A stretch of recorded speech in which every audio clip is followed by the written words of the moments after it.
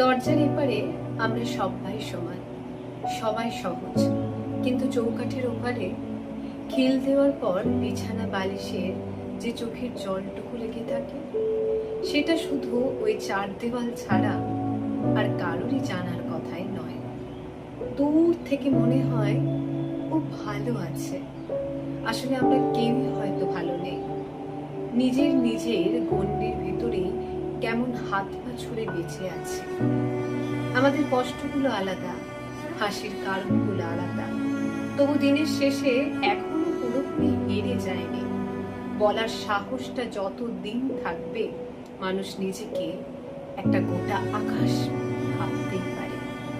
সেখানে ঘন কালো মেঘ জমবে, ঝমঝমে বৃষ্টি হবে, তবু যেন সব কেটে গেলে তারা দেখা যাবে ঈশান করে। আমরা পুরোপুরি হেরে যাইনি এখনো। নমস্কার।